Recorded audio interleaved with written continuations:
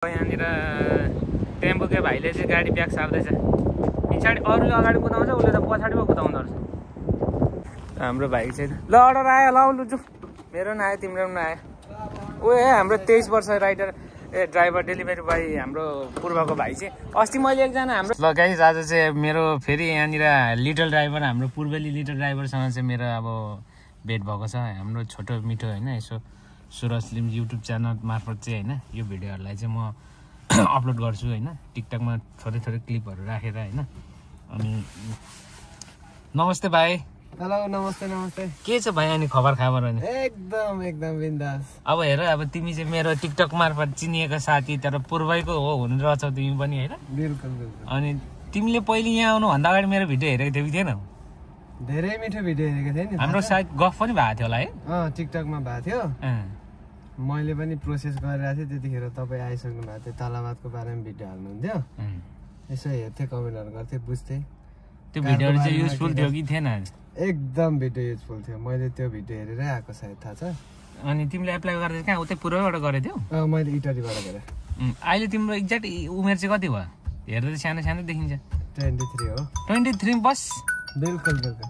अनि के अरे, पहिले नेपालमा भन्दाखेरि गाडीहरू चलाएको थियौ? नेपालमा गाडी थुप्रो वर्ष भयो नि चलाएको। कुन गाडी चलाउँथ्यो नेपालमा भन्दाखेरि? मैले भनेको नेपालमा सुरुमा स्टार्ट भनेको सानो गाडीबाट हो। पछिल्लो यता आउने टाइममा ठुलो गाडी चलाउँथेँ। ठुलो गाडी चाहिँ कुन चलाउँथ्यो? ट्रक। ट्रकै चलाउँथ्यौ? बिल्कुल। हेभीको लाइसेन्स छ तिमीसँग? मसँग लगभग 4टा लाइसेन्स छ। कुन कुनको छ? ए बी जी। चलाएको चाहिँ कुन कुन गाडी चलाएको? लाइट त भइगयो होइन? लाइट भयो, म सबै गाडी चलाउँछु। हेभी पनि डेलिभरीमा चाहिँ नि हुन त अब यस्तो नयाँ लाइसेन्सलाई अब फर्स्टचोटि डाइरेक्ट लिँदैन, ठुलो गाडीमा लिए पनि राम्रो सेलेरी हुँदैन होइन। अब पहिलोचोटि यसो सानो गाडीमा आएर एक्सपिरियन्स 2-3 साल लिएर गएर चाहिँ ठुलै गाडीमा आउने भन्ने प्लानले आएको सुरुमा आउँदा।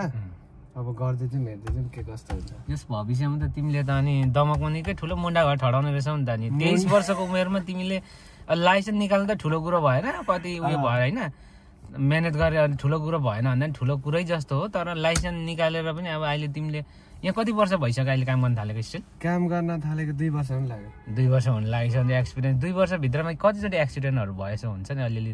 एक्सिडेन्ट नर्मल्ली एक्सिडेन्टहरू त हुन्छ, तर आफ्नो पक्षबाट गल्ती गरेर त्यस्तो चाहिँ भएको छैन। त्यस्तो अहिलेसम्म पैसा तिर्नु परेको छैन आफ्नो गल्तीले। जस पछाडिबाट एकचोटि चाहिँ हानेको थियो एउटा कुवेतीले, लोकल गाडीले। त्यही भएर मलाई कुनै प्रब्लम चाहिँ भएन। अनि के अरे, नेपालमा मजा कि यहाँ रहेछ मजा गाडी कुदाउनुलाई चाहिँ? अलिकति कम्पेयरै छैन नि नेपाल र यहाँ त। नेपालमा भनेको त्यो टाइम पास जस्तै हो क्या गाडी चलाउनु भनेको, छैन कि यहाँनिर इजी चाहिँ इजी, तर अलिकति दिमाग लगाएन नि फेरि यहाँ पनि स्वर्गलोक पो भइन्छ त होइन? दिमाग जे काममा पनि जहाँ पनि हामीले दिमाग लगाएरै गर्ने हो। केयरलेस चाहिँ गर्नु भएन होइन? केयरलेस गर्नु भएन। जस नेपालमा तिमीले लङ रुटको गाडीहरू पनि कुदाएको थियौ? लङ रुट अब हामी पार लाइनको गाडी कुदाएको। पार लाइन भेकको गाडी कुदाउँथ्यो है? यसो कहिले कसो रिजर्भ गइन्थ्यो। कहाँसम्म गयो रिजर्भ? अलिक टाढो? काठमाडौँसम्म। काठमाडौँसम्म उताबाट दमकतिरबाट? एकदम। तिम्रो एक्ज्याक्ट घर चाहिँ कहाँ अरे? एक्ज्याक्ट पाँचथर हो, रवि। पाँचथर रवि? दमकबाट 3 मासतिर हो, दमकबाट 4 घन्टा। रवि भने के लिम्बू होइन त तिमी? बिल्कुल। के थाहा लिम्बू च्याम्च होइन? अनि तिमीले कस्तो अनि 23 वर्षको उमेरमा अनि होइन अब हेभीसम्मको लाइसेन्स बनाइसकेको रहेछौ। अब अहिले स्टिल काम गरेको 2 साल हुनु लागिसक्यो कुवेतमा होइन? हजुर। ड्राइभिङ राम्रै रहेछ। अस्ति घुम्नु जाँदाखेरि निकै हात छोडी छोडी कुदाउँदै थियौ। अनि अब यहाँनिर राम्रै काम गरिरहेको छ होला। के छ अब नयाँहरू आउनुलाई अझै पनि मलाई क्वेसनहरू गरिरहेको छ होइन? ब्रदर के छ डेलिभरीमा यस्तो उस्तो? मैले त अहिलेको अवस्था अनुसार चाहिँ नआउनु डेलिभरीमा चाहिँ भन्छु। अब होइन नेपालको अवस्था देखेर चाहिँ अब आउनु नै खोज्छ अब होइन? आइसक्दाखेरि आइहाल्यो भने गाडीमा चाहिँ आउनु, कारमा उयो बाइकमा चाहिँ नआउनु भन्छ। तिमी यसो तिमी राइडर तिमी ड्राइभर भएको हिसाबले अब तिमी 4 पाङ्ग्रेको, म त 2 पाङ्ग्रेको, तिमी के भन्न चाहन्छौ? तिम्रो अहिलेसम्मको दौरान अनुसार चाहिँ अरूलाई नयाँलाई चाहिँ के भन्न चाहन्छु आइहालेमा चाहिँ? अब नयाँ आउनु खोज्ने साथीहरूलाई चाहिँ के भन्दाखेरि बेटर हुन्छ भने सुरुमा भनेको ल्याङ्ग्वेज प्रब्लम भइहाल्छ। अब गाडीमा आउँदै हुनुहुन्छ भने पनि अब सुरुमा थोरै टाइम लाग्ने हो।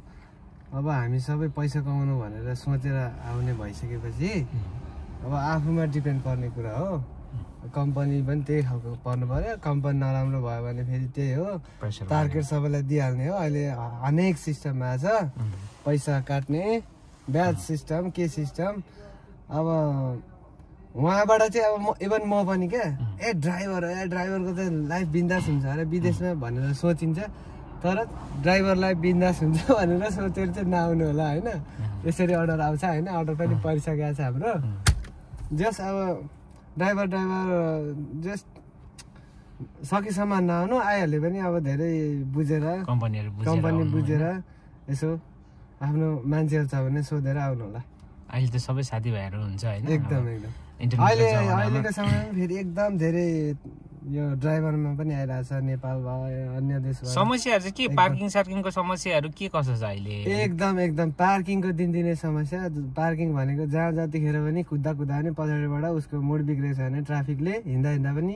उसको मोबाइलमा खिचेर भरे हाम्रो गाडी नम्बरमा ठ्याक्कै कम्पनीमा फाइन पुगिरहेको हुन्छ 10 केडी 20 केडी उसले एउटा रिजन लेखिदिन्छ हामीले त केही बोल्नै पाइँदैन अनि कम्पनीको प्रेसरहरू चाहिँ कतिको हुन्छ त कम्पनीको प्रेसर पुरै हुन्छ अब हामीलाई उहाँबाट 28 दिनको ड्युटी भनेर आएको हुन्छ ड्राइभरमा राइडरमा जेमा पनि 2 दिन छुट्टी भने हुन्छ हामीलाई मेन पावरले 2 दिन छुट्टी हुने रहेछ अन्त त्यो भरपर नआउँदा हुन्छ यहाँ आएपछि टार्गेट दिने हो टार्गेट दिइसकेपछि टार्गेट पुऱ्याउनलाई हामीले त्यो छुट्टीको दिनलाई नै आफूले काम गर्नुपर्ने हुन्छ काम गर्नु पर्यो त्यो काम गर्दा 30 दिनमा पनि कहिलेकाहीँ टार्गेट पुग्दैन त्यहाँ आफ्नो बेसिक अनि काटेर आउने हो बेसिकमा दलाउँछ नि हिसाब गरिदिन्छ 500 फेल्सले दिने हो अब त्यही हो अर्डर अनि कति घण्टासम्म काम गरिरहेछौ तिमीले दिनमा अहिलेसम्म हाइएस्ट भनेको गरियो 15 घण्टासम्म अस्ति समरमा अब अर्डर चल्दाखेरि अर्डर नचल्दा अहिले रमजान चलिरहेछ अब अहिले अर्डर सर्डर छैन अहिले 8 घण्टा 9 घण्टा पनि गरिरहेको छ अब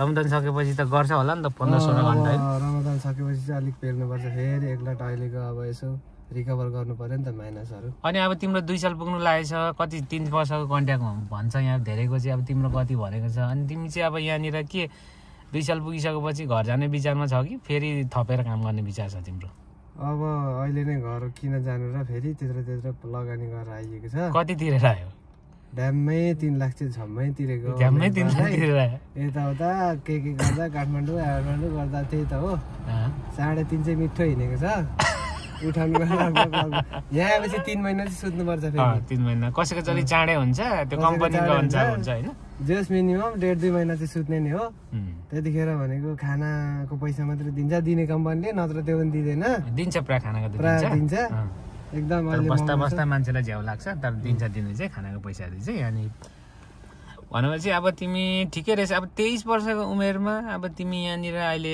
2 साल हुनु लागिसक्यो तिम्रो होइन अब अनि भनेपछि जे होस् राम्रैसँग गरेछ भविष्यमा तिमीले मुन्डाघाट दमकमा ठोक्ने नै भएछ हौ त्यहाँ परिआएको भन्दामा मलाई चाहिँ 50% डिस्काउन्टमा भाडामा रुमहरू दियो है यसो ग्राउन्ड फ्लोरको यसो म यसो सानो पान पसल सब्जी पसलहरू गरेर बस्छु होइन अनि तिम्रो एकदम ठिक लाग्यो होइन अब पछि तिम्रो त अब यहाँ एक्सपिरियन्स पनि भयो होइन अब 2-3 साल बसेर अब तिमीलाई बस्नु ठिक लाग्यो भने एक्जिट गरेर अन्तै तिमी ट्राई गर्दा पनि हुन्छ अब सानो गाडीबाट होइन अनुभव त लियौ नि त विदेशमा कुन तरिकाको गाडी अब यहाँबाट अनुभव भइसकेपछि जिसिसी लाइसेन्स भएपछि अब नेपाल गएर युरोपतिर ट्राई गर्छु भन्दा नि सजिलो भयो युरोपमा एकदम अहिले अब जिसिसी लाइसेन्स खोज्छ कहीँ नयाँ ट्राई गर्नु पर्यो भने ड्राइभिङमा पनि सजिलो छैन जिसिसी अब एक्सपिरियन्स भइसकेपछि केही कुरामा सहज हुन्छ अब त्यही तरिकाले आएको हो होइन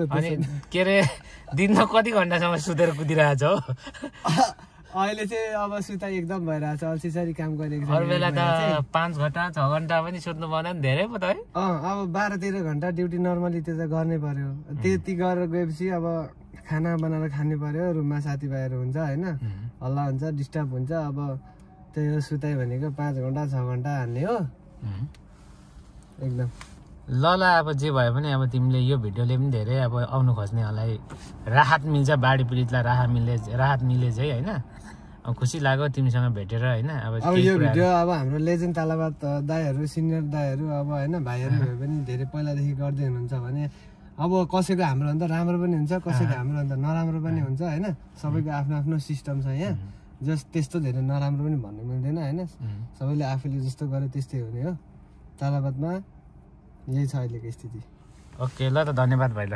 एकदम like share subscribe comment guys